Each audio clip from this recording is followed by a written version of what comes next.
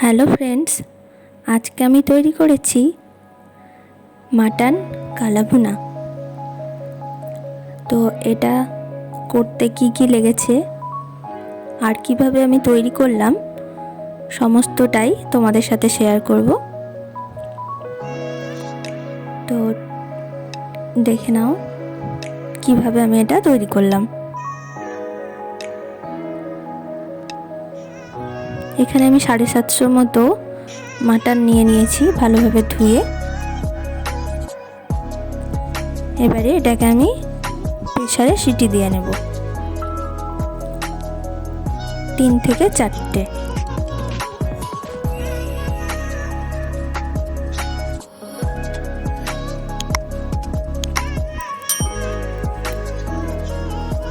অন্যদিকে আমি একটা কড়াইতে তেল গরম করতে নিয়ে নিলাম।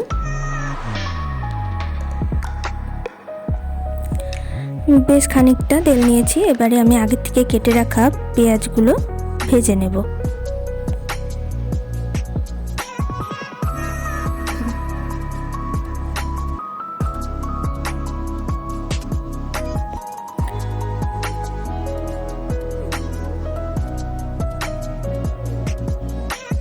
ভালো করে নেড়ে চেড়ে ভেজে নিচ্ছি।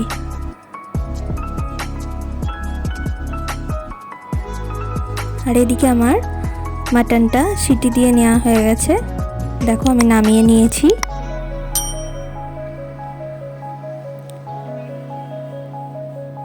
পেঁয়াজটাও মোটামুটি ভাজা হয়ে এসেছে।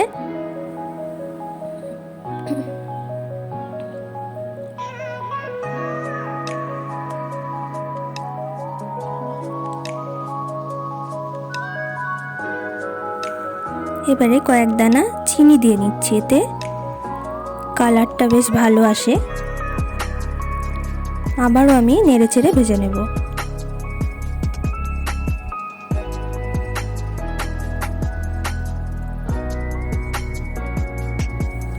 একঘেয়ে মাটন কষা, মাটনের ঝোল না খেয়ে এভাবে একটু মাটনটা রান্না করে দেখো, খেতেও খুব ভালো হয় আর একটু অন্যরকম, মুখটাও চেঞ্জ হয়। তো ভালোভাবে আমি নেড়ে নিচ্ছি। এবারে খানিকটা পেঁয়াজ আমি তুলে রাখবো। একদম মচমচে করে ভাজবার দরকার নেই, মোটামুটি এরকম কাঁচা গন্ধটা চলে যাওয়া অবধি ভেজে নিলেই হবে। তো দেখো আমি সামান্য পরিমাণ তুলে রাখছি, এটা আমার কাজে দেবে।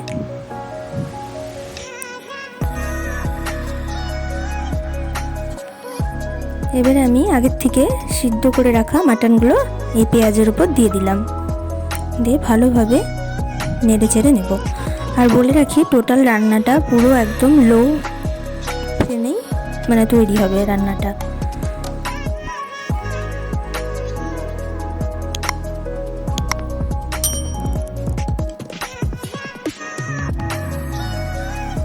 দিয়ে দিচ্ছি লবণ স্বাদ অনুযায়ী, দেব হলুদ গুঁড়ো,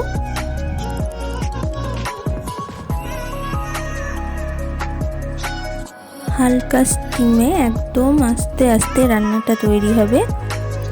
দেখো মাংসটা পুরোপুরি এখানে ভেজে নিতে হবে।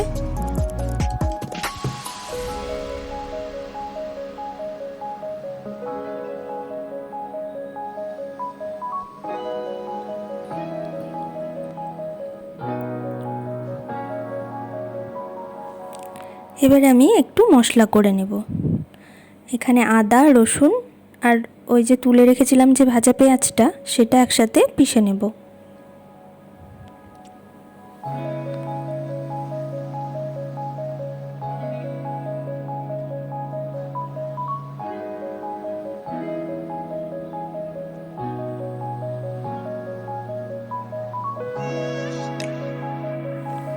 দেখো পিষে নিয়েছি। অপরদিকে দেখো আমার মাংসটা অনেকটাই ভাজা ভাজা হয়ে গেছে। এই সময় আমি দিয়ে দিচ্ছি কাশ্মীরি লঙ্কার গুঁড়ো। আবারও ভাজবো। হালকা স্টিমে ভাজার কারণ যে কালারটাও খুব সুন্দর আসে আর টেস্টটাও বেশ ভালো বাড়ে। এবারে আমি যে বেটে রেখেছিলাম সেই মশলাটার পরিমাণ মতো দিয়ে দিলাম। এবারও ভালোভাবে মিশিয়ে নেব বা কষিয়ে নেব।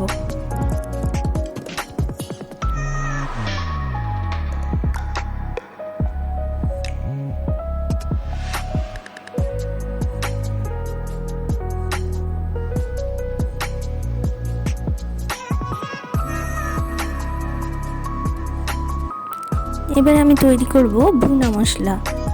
দেখো আমি নিয়ে নিলাম গোটা জিরে, নিয়ে নিচ্ছি আন্দাজ মতো ধনে, গোটা ধনে দেব 4 থেকে 5 টুকরো দারচিনি, ছোট এলাচ নিচ্ছি এখানে, এটা লবঙ্গ, আর নিচ্ছি 8 থেকে 10টা গোলমরিচ আর একটা তেজপাতা। এবার এটাকে আমি কড়াইতে হালকা নেড়ে নেব।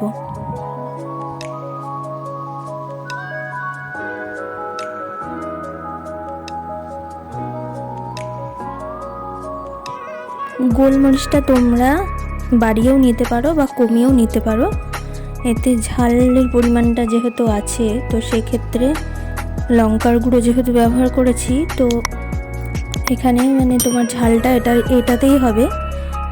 কাশ্মীরি লঙ্কার গুঁড়োতে খুব একটা ঝালের পরিমাণ থাকে না, ওটা কালারের জন্য দেয়া হয়। তো এখানে গোলমরিচটা ঝাল অনুযায়ী ব্যবহার করবে।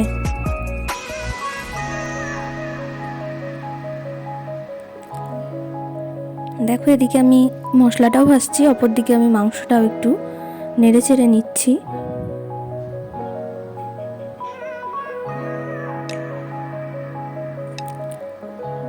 ভেজে নেওয়া মশলাটা আমি গুঁড়ো করে নেব।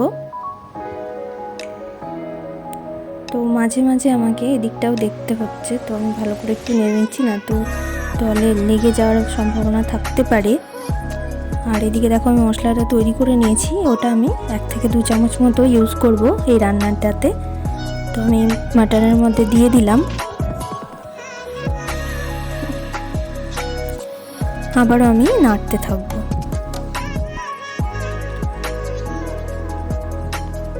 রান্নাটা একটু স্পাইসি আর তোমার একটু তেল ঝাল যুক্ত যেহেতু হয়ে যায়, তো সাথে পাচ্ছে একদিন খেলে কোনো অপরাধ নেই, খেতেই পারা যায় একটু অন্যরকম মুখের টেস্ট পাল্টানোর জন্য, এটা ঠিকই আছে। তো এবারে আমি দিয়ে দিচ্ছি 2 চামচ মতো ফেটিয়ে নেওয়া টক দই, আর বাটি ধুয়ে একটু জল দিয়ে দিলাম।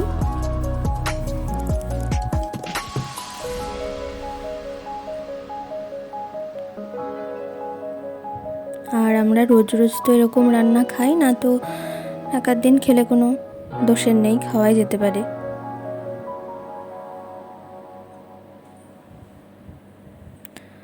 দেখো খুব ভালোভাবে আমি মিশিয়ে নিচ্ছি।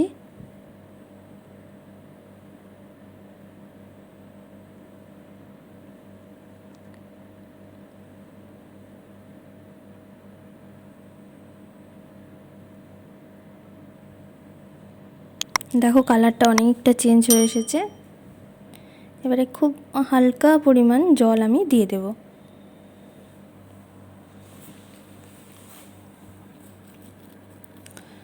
খুব বেশি জলের প্রয়োজন এখানে হবে না, দেখতেই পাচ্ছ কেমন পরিমাণ মতো আমি জল দিয়েছি, তো সেই আন্দাজে তোমরা জল দেবে।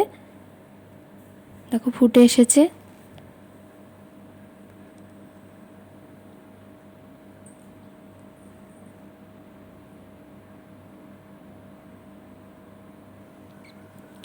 এবারে আমি দিয়ে দিচ্ছি এখানে সামান্য পরিমাণ ঘি।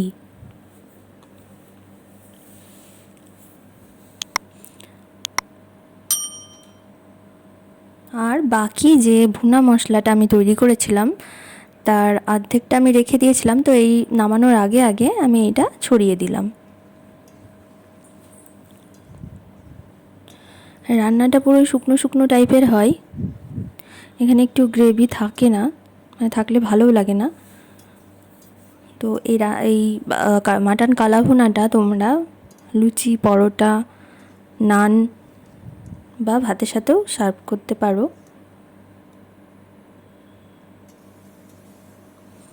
দেখো রান্না আমার রেডি, একদম শুকিয়ে নিয়েছি। এখানে আমার তৈরি হয়ে গেছে। কালারটা দেখতেই পাচ্ছ এরকম কালো কালো টাইপ হয়, যে কারণেই এটার নাম মাটন কালা ভুনা। তো আমি রান্না করে দেখালাম তোমাদের, তোমরা বাড়িতে অবশ্যই ট্রাই করে খেয়ে বলো কেমন হয়েছে। আর আজ এই পর্যন্তই, দেখা হবে পরের ভিডিওতে।